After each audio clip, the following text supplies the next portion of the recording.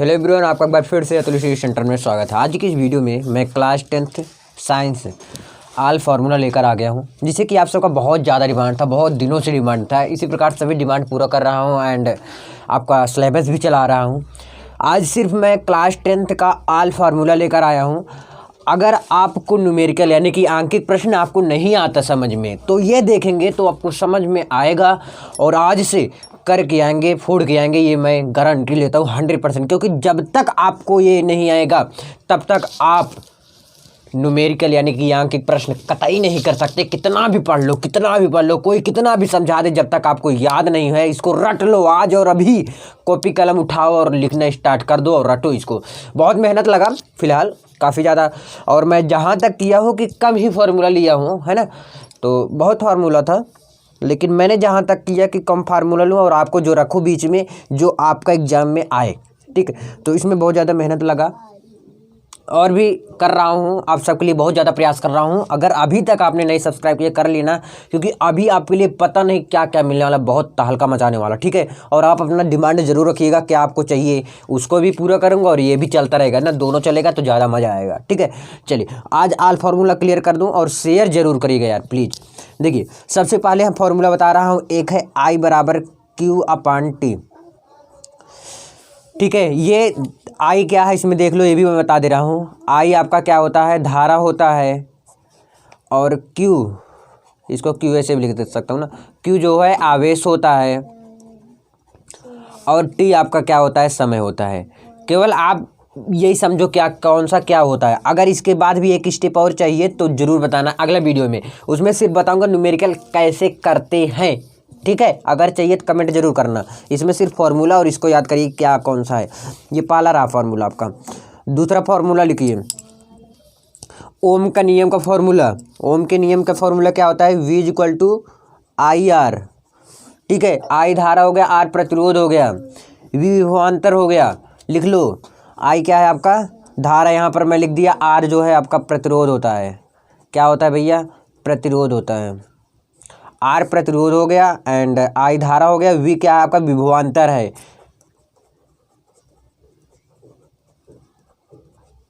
Clear, दो question clear. तीसरा question दर्पण का सूत्र देख लो, दर्पण का सूत्र भैया। तीसरा फॉर्मूला है दर्पण का है, एक मिनट। दर्पण का सूत्र जो होता है 1/F बराबर 1/V धन 1/U। ये किसका फॉर्मूला होता है, दर्पण का फॉर्मूला होता है। किसका होता है, दर्पण सूत्र होता है, लिख लो दर्पण का। और ये कौन सा था, ओम के नियम का फॉर्मूला था, ठीक है। दर्पण सूत्र है। अब देखिए यहाँ पर V क्या है आपका, V ध्यान में रखिएगा, प्रतिबिंब जानते हो, अभी बता रहा हूँ। प्रतिबिंब की दूरी उसमें ऐसे दिया रहेगा, प्रतिबिंब की दूरी 40 है, तो समझ लेना क्या है, V दिया है। अब देखिए ये है ना, अब इसमें कुछ छाया बन रहा है, यानी कि ये जो प्रतिबिंब, इसी को कहते हैं प्रतिबिंब, ठीक है। एंड ये तो पूछता नहीं प्रतिबिंब किसे कहते हैं, लेकिन ये जरूर है कि ऐसे दिया रहेगा प्रतिबिंब की दूरी 40 सेंटीमीटर है, तो आप जान लेना कि प्रतिबिंब की दूरी अगर कहीं भी लिखा आ जाएगा तो समझ लेना कि V लिखा है, ठीक है। U है वस्तु की दूरी, कोई वस्तु है उसकी दूरी, वस्तु की दूरी क्या होता है, U होता है हमेशा। क्या होता है, ये U वस्तु की दूरी होता है। और F जो है आपका, ये फोकस दूरी होता है। क्या, कौन सा दूरी, फोकस दूरी। फोकस दूरी क्या होता है, F होता है। F क्या है भैया आपका, फोकस दूरी। ये तीन फार्मूला बहुत ही अच्छे से क्लियर कर लेना। दर्पण का सूत्र मालूम हो गया। अब इसी वक्त तुरंत लेंस का भी देख लो, लेंस सूत्र। लेंस फार्मूला में कुछ नहीं अलग है, सिर्फ एक चीज़ अलग है, बताऊं। देखो 1/F बराबर 1/V ऋण 1/U। यहाँ पर सिर्फ माइनस हो जाता है, सेम फार्मूला है, सिर्फ यहाँ पर क्या हो जाएगा, माइनस हो जाएगा, ठीक है। इसमें F क्या है, फोकस दूरी है, V आपका प्रतिबिंब की दूरी, U आपका वस्तु की दूरी, सेम चीज़ रहेगा। अगर कहेगा कि इसमें लेंस सूत्र द्वारा ज्ञात कीजिए तो ये वाला लगाना। अगर दर्पण ज्ञात करने के लिए बोलेगा या दर्पण दिया रहेगा तो आपको ये फॉर्मूला लगाना। ये अगर लेंस दिया रहेगा तो नीचे वाला फॉर्मूला लगाना है, ये बात याद रखना आप, ठीक है। नीचे वाला लेंस अगर दिया रहेगा, ज्ञात करने के लिए कहेगा तो नीचे वाला फॉर्मूला लगाएंगे, और दर्पण दिया रहेगा या ज्ञात करने के लिए बोलेगा तो ऊपर वाला लगाएंगे। सेम काम करते हैं। लेंस याद कर लो सिर्फ माइनस रहता है और दर्पण में प्लस होता है। और एक बात, वी को माइनस मत करना, यू को ही करना माइनस, ठीक है। ये फार्मूला बहुत ज़्यादा इंपॉर्टेंट थे। 4 फार्मूला क्लियर, जो मैं लेकर आया हूँ फार्मूला बहुत ज़्यादा इंपॉर्टेंट है सभी फार्मूला, है ना। 5वां फार्मूला लिखो, तुरंत लिखो, F बराबर R/2। ये बहुत ज़्यादा इंपॉर्टेंट, 1 नंबर पूछता है ये। देखा, F क्या होता है आपका, फोकस दूरी होता है, और R क्या होती है आपका, त्रिज्या होता है। R क्या होता है भैया, त्रिज्या होता है। देखिए, अगर आ गया फोकस दूरी, वक्रता त्रिज्या की आधी होती है, तब भी यही चीज़ कहेंगे। फिर से सुनो, फोकस दूरी वक्रता त्रिज्या की आधी होती है। F क्या होता है आपका, फोकस दूरी होता है। जैसे सब में है फोकस दूरी, F सब में फोकस दूरी है ना, F फोकस दूरी का काम करता है। तो F क्या हो गया आपका, फोकस दूरी है, और F बराबर क्या होता है, R/2, यानी कि फोकस दूरी वक्रता त्रिज्या की आधी होती है। डन।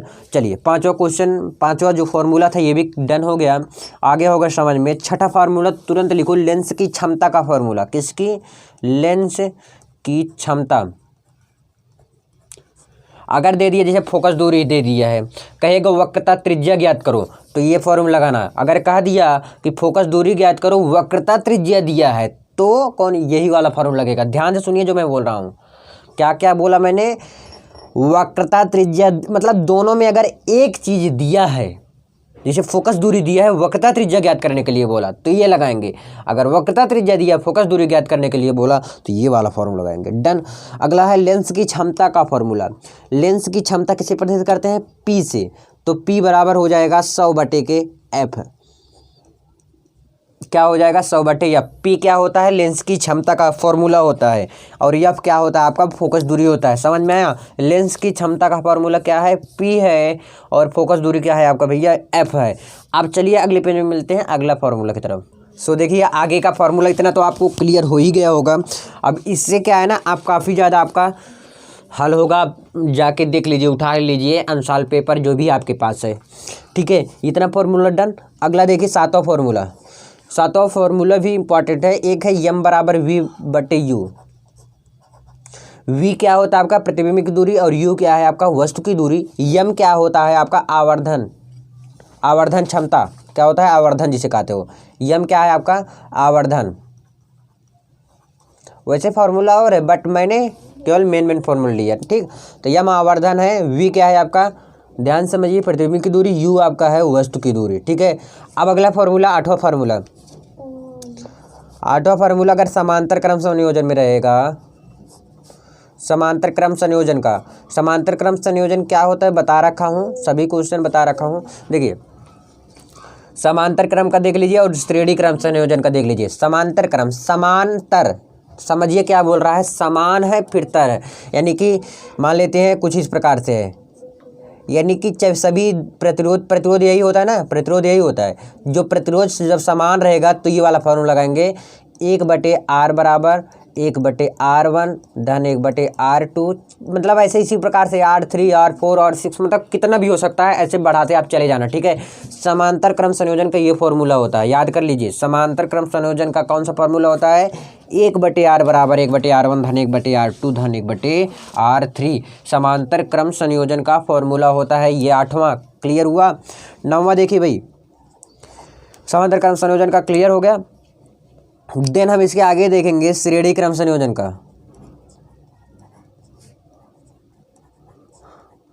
श्रेणी क्रम संयोजन, और सभी प्रतिरोध रहेंगे, ठीक है। ऐसे दिया रहेगा, इसका मान 3 दिया रहेगा, इसका मान 4 रहेगा, तो यहाँ पर रख देना R की जगह पर, सिंपल सी फॉर्मूला बन जाएगा। श्रेणी क्रम संयोजन का होता है R बराबर श्रेणी, यानी कि समान, R1 + R2 + R3 + R4, इसी प्रकार से डॉट डॉट डॉट, मतलब ऐसे रहेगा ना, जितना प्रतिरोध रहेगा उतना प्लस करके R4 लिख देना, उतना R5 लिख देना, R6 लिख देना, ऐसे लिखते चले जाना, आगे आगे बढ़ते चले जाना। 9वां फार्मूला क्लियर। 10वां फार्मूला जो कि जल्दी कोई नहीं बताता, लेकिन एग्जाम में पूछता है।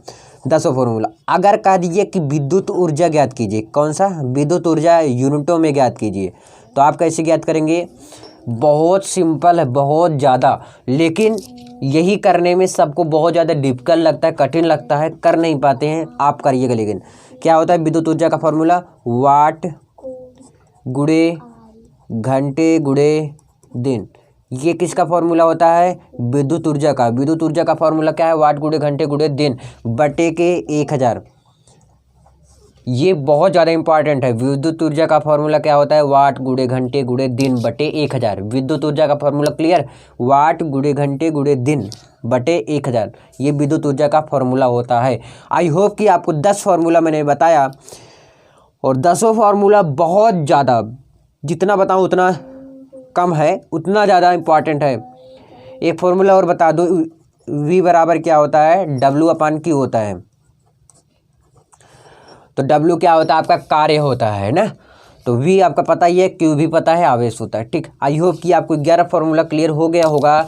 एंड इसे जाके अभी रट लो, याद कर लो। समांतर के लिए क्या लगाते हैं, श्रेणी के लिए क्या लगाते हैं, विद्युत ऊर्जा अगर याद करना हो तो ये वाला फार्मूला जरूर याद कर लेना। कुछ नहीं यार, गुणा करना पड़ता है, वाट गुणे घंटे गुणे दिन, इसे गुणा कर दो, बटे के 1000 लिख दो, और वही आपका आंसर आ जाएगा।